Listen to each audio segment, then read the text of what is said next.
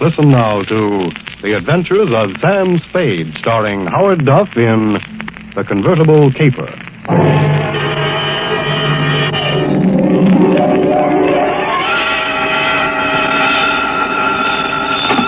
Sam Spade Detective Agency. Me, sweetheart. Sam, I knew you'd have the courage to come back and face it. Well, I'm back, Effie. What shall I face first? You didn't do something else, did you, Sam? Besides what? Besides running away with that woman in a stolen car. You're a little mixed up, Effie. The car was stolen from her. You mean it was her own car? Well, not exactly, Effie. You see, she stole it from somebody else, and then somebody stole it from her, and then I got it back for her. Well, it must have been quite a car to be worth all that trouble. It wasn't so much the car, Effie, as... Body? Sam, I don't understand. Think it over, sweetheart. I'll be right down to dictate my report.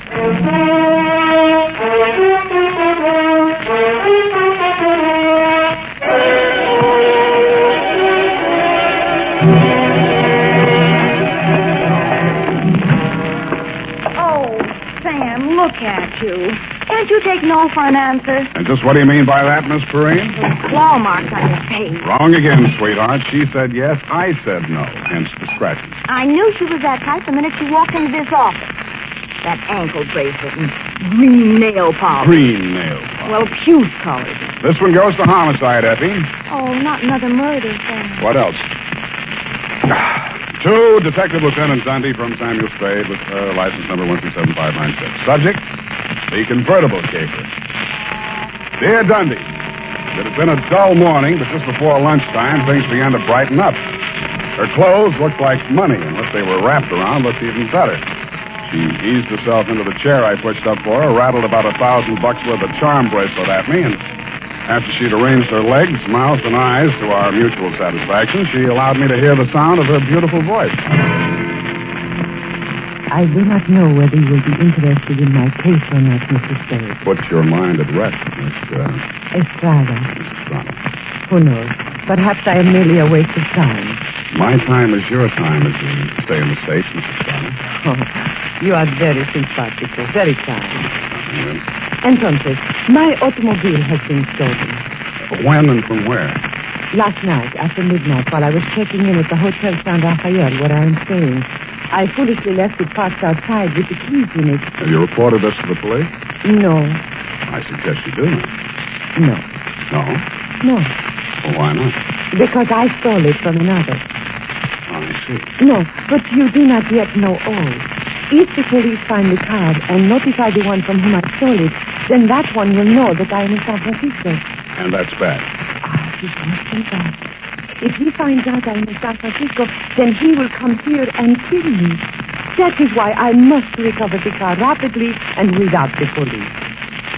You will be glad to help me.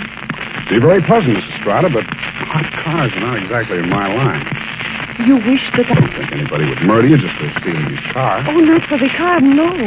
Already he tried to kill me once, twice, 3 times.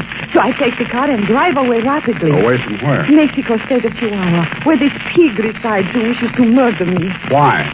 Oh, he drinks. He becomes a beast. He accuses me of... Look here on my shoulder, the scar. Where already he cuts me with a knife. Uh-huh. Now you have seen something that changes your mind about me, huh? You see that I am sincere. Why, Mrs. Estrada, I never had any doubts. Oh, please. I am without friends. You will call me Nietzsche, I guess? Yes, indeed, Nietzsche. Bueno, now we are friends. In the car is sitting the pig. Hey, what's this pig's name? Pig is the only name I will honor him with. Pig. Yeah, what make of car is this? Leonza. You know this kind of car? Yeah, it's a foreign car. I've seen a few around. This must have set the pig back several $1,000. Huh, he steals everything. Listen, my darling, please notice. Around here is pink with blue fenders. Not anymore. That's the first thing a car thief changes, the paint job. Any other distinguishing marks? Distinguishing marks? Yes. I would think. It has a radio. You don't say. And it has 2 windshield wipers. Well, I'll buzz around, meet you. If I find anything, I'll let you know. My fee is... Yes. Yes, that is something else. I have no money. Oh, that's great. That's just great. But I am sincere. You said so. Look, my darling, take this. It is worth very much. See? This little charm alone. Platinum set with diamonds. Worth very much.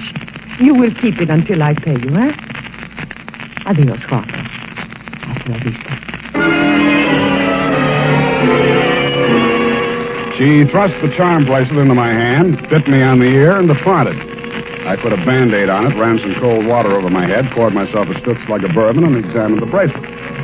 The dangle she pointed out was a white metal disc with a monogram in diamonds, two vertical bars with a horizontal one on top. It was the Greek letter pi or the initials PT, depending on who had stolen it from whom.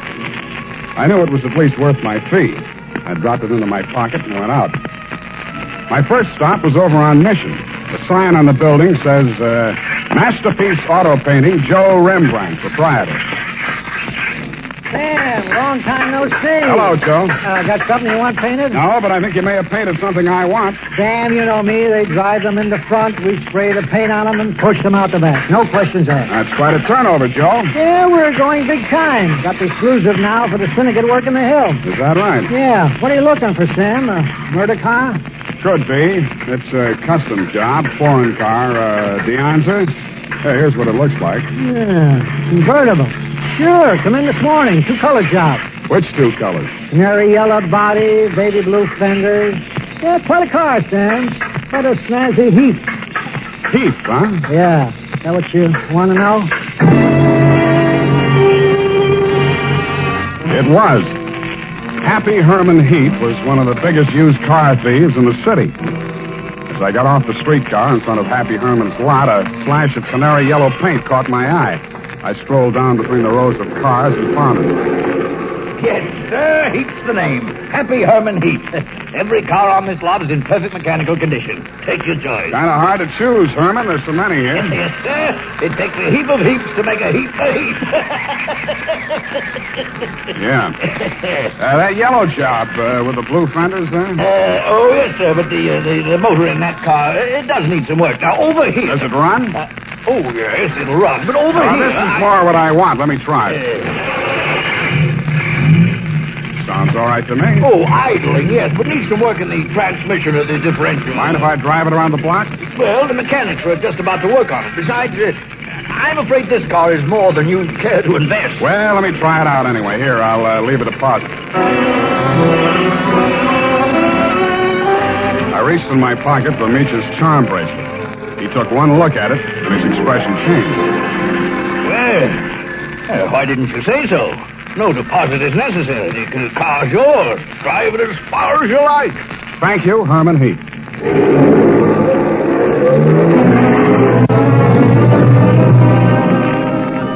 I took him at his word. I put the magic bracelet in my pocket, drove back to O'Farrell Street, parked in front of the San Rafael Hotel, slipped the doorman a buck to wash it for me, and went on into the lobby. The desk clerk said that Senorita Estrada had checked out 30 minutes before, leaving no address. I found the house dick in the bar and asked him for a rundown. Yeah, I remember her, Sam. Very nice dish. Any callers, Tiny? Yeah, two guys. Yeah? Went out when they came, ain't been back since. Who were they? You won't believe it, Sam. One of them was Tom Carey. What's he doing in San Francisco? He's wanted for murder. And I don't know, but there must be plenty in it if you brought him back across the border. He's staying here? Yeah, room 613. Do me a favor, will you, Tiny? Anything at all, Sam. There's a car parked outside in the loading zone here. Stow it in the hotel garage for me, will you? Upstairs, as far out of sight as you can get it. I went upstairs and rang the buzzer at room 613. The door was opened by a little dark-complected man with hard eyes and Indian features. There was a mean-looking knife in his hand, but he put it away at a nod from Tom Carey. How'd you find out I was in town? Not from Meecha. I don't know how much she told you, Sam, but if she told you this much, she was 11. It's $1 million caper. And you know some of the things I've done for less. What's in it for me? What'd she pay you? Nothing. She left this charm bracelet in Hock. Now, boss, I caught him now. Shut up, Parker. Give me that bracelet. Mine. Watch it, Tom. Don't crowd me. I got something bigger than this or you wouldn't be here. All right, Sam, what do you want? I want to hear you talk. I guess you know I've been down Mexico way. I'm listening. I got a little business down here, garage business. Running hot cars across the border from the States? We cool them off. Little body work and his serial number, like plastic surgery. Sounds like a good business. You shouldn't be neglecting it. You met the dame. She says you want to kill her. I was off my trout. I scared her. I didn't mean anything. I thought I could scare her into sticking around. I'll let Parko nick her shoulder a little bit. Oh, just a little bit. Yeah. I figured her wrong. I know that now. If I could see her for 5 minutes just to talk to her, I know it'd be okay. I can't help you, Tom. I want to talk to her myself. Listen, she hasn't got a penny, only that car. She figures I'm peddling that. Not anymore. She already stole it? Some car thieves took it. She hired me to trace it. Listen, Sam. Maybe broke in a strange country. I'd look good to her again. Here's $1,000, Sam. Oh, this is so sudden, Tom. Nothing. When you see her again, give her that bracelet back, huh? It was a present from me. And whatever you do, don't find that car.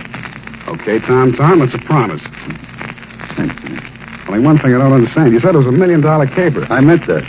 She's worth $1 million to me, Sam. The girl, Tom? Or the car? Oh, I wish you hadn't asked that question, Sam. I really do.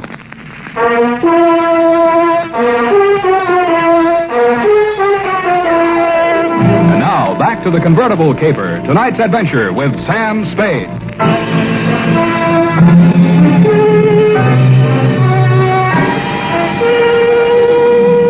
When Tom Carey said $1 million caper, he meant just that. He never risked a rap for less than $100 grand, and no dame that ever lived was worth more to him than a hot mink coat. If Meacher wasn't the $1 million package, the car was. I didn't know what was in it. With Tom, it might be diamonds, dope, smuggled Chinese, or just plain money. So I went back to the hotel garage. Number 1279. I climbed the long, curving ramp to the second floor and found the canary yellow Dianza convertible crowded in behind 4 ranks of cars at the rear of the building. I started to work on it. Nothing in the luggage trunk, nothing under the seats, under the upholstery, and the door panels, nothing anywhere. Then I got Tiny Stover, and the two of us went over the second time. It's a cold lead, Sam. It's not, I know it's not. Now think, Tiny, what's different about this car? Well, solider built than most. Good body work. I don't know. Hey, here's something. What? There's a hole punched out of this fender over here. About the size of a quarter. Let me see that. Yeah, right here. It curves under, see? Yeah.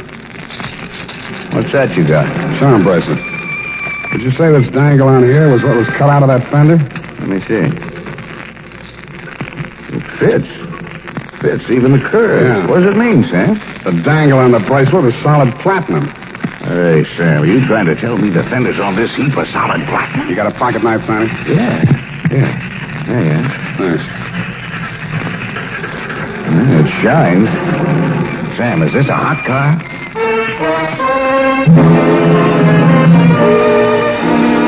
I didn't answer him. I didn't have to. He looked from the gray-white gleam of the bracelet shine to the square of paint I'd scraped off the fender and answered the question himself.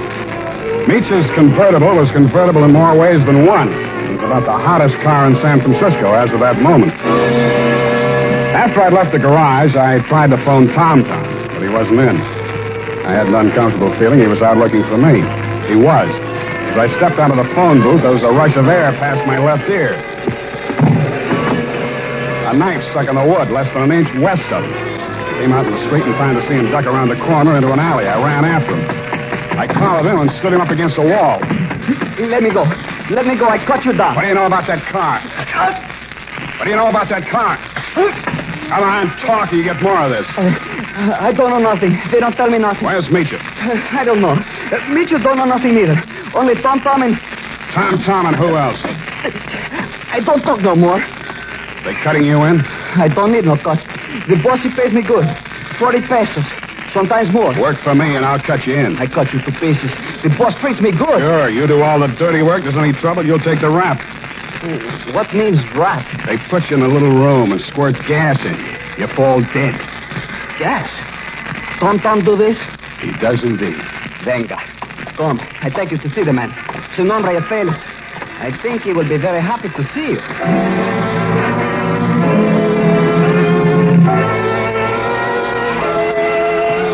place Paco took me to was about as high on Russian Hill as you can get. The house was old, faced in brownstone, and had a high iron fence around it. On the gate was a nameplate, H.H. Lovelace. When I opened it to go in, I noticed that Paco was no longer with me.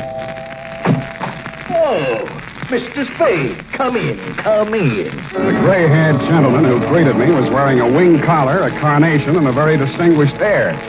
I could hardly believe it, but he was definitely, beyond the shadow of a doubt, none other than the one and only Happy Herman Heath.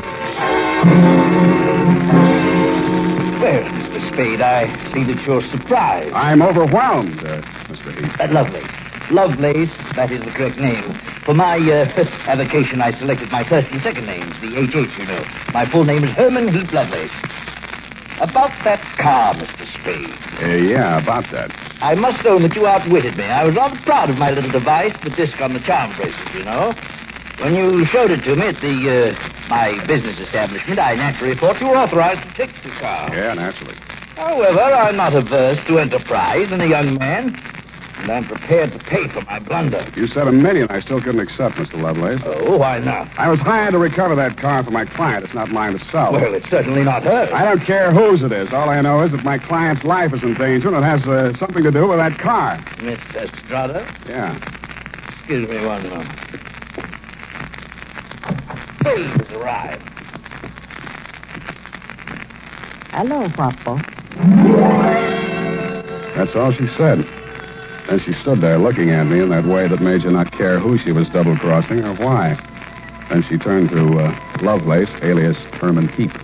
How much does he know? Alas, everything, I fear. He has agreed to our terms? Yes. Good. I must have my bracelet back now, Sam. Sure, it's right here in my... I reached in my coat pocket for the charm bracelet she'd given me to keep for her. It wasn't there. It wasn't in any of my pockets. I guessed that it was in one of Paco's pockets. Mitya watched me fumbling, her eyes blazing with anger. Fool, you have lost it. We are helpless without that. I thought it was the car you wanted. Please, one thing at a time. I suggest that we first gain possession of the car. Yes, Lovelace, you are right. First the car.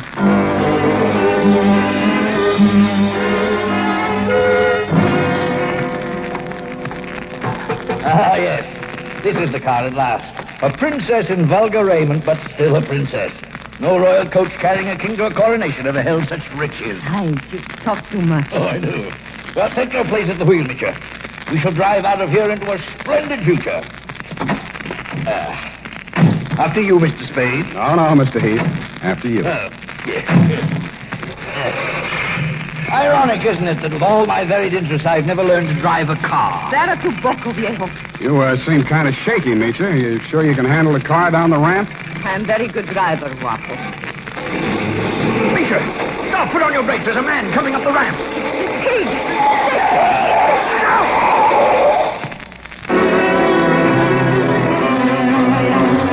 He was dead before I got to him. As I leaned over him, I saw the bracelet lying beside his hand. I picked it up and walked back to the car. Mitya and Herman Heath Lovelace were sitting in stony silence, glaring at each other. Is he dead? Yeah. Was the bracelet on him? I didn't look. Lovelace, go and frisk him. Oh, must I? It's very distasteful to me. Come, Mr. Spade. You fool. We trust this detective. Go on. Very well. Get in, Sam. Get in. We leave him here. What's the matter? Is something wrong? Oh, nothing at all. Come back here! This is an outbreak, I think, Rick! Come back here, I say!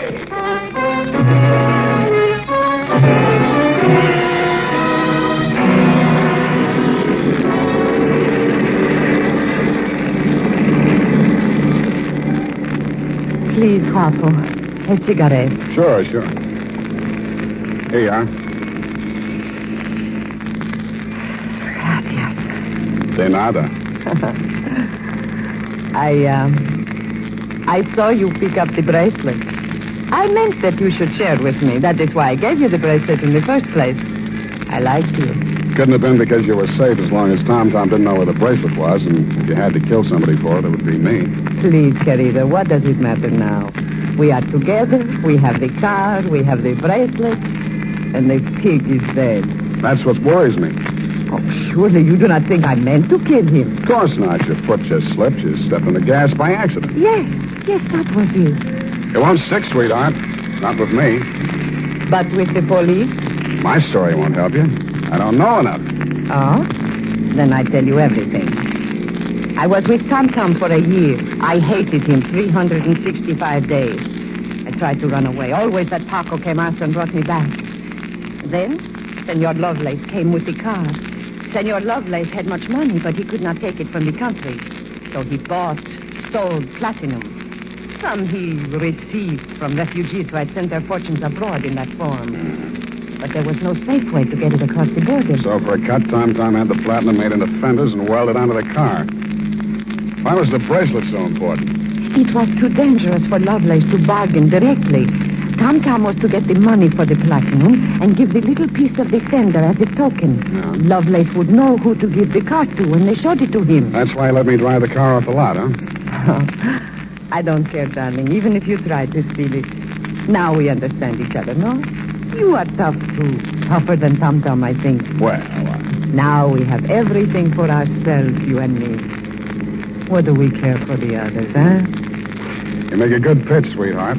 You look beautiful while you're making it. But I don't like you driving. What do you mean? Pull over. I'm driving this heap back to the city. No. I said pull over. I won't let you do it. I don't care what happens. Take it easy. You want to kill us both? Sure, I will kill us both. We die together or we live together. Yes or no? You're nuts. Answer me. The answer is no. Bueno, you will see I mean what I say.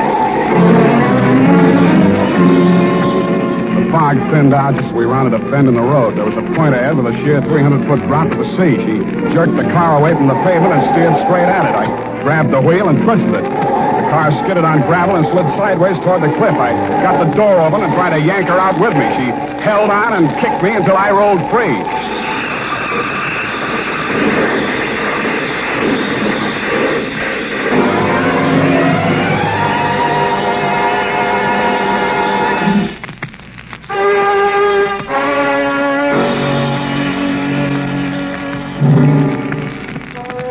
She didn't look very beautiful when I saw her for the last time. And the flashy convertible was a pile of junk. Very expensive junk, but junk all the same. I understand the federal men have confiscated the platinum and are holding Lovelace for questioning. I doubt if he'll crack. Nobody can embarrass a used car salesman. Period. End of report. Sam, do you really like this racket we're in? I hate it. So do I. But don't let's ever go into any other racket. It's a promise, sweetheart. Why, I'll never know. No need. Good night, Sam. Good night, sweetheart.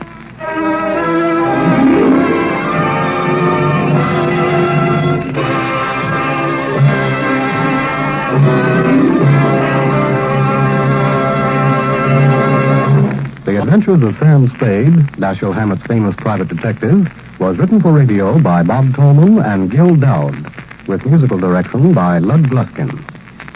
Sam Spade is played by Howard Duff. Maureen Tuttle is Effie. Tonight's program was directed by Elliot Lewis.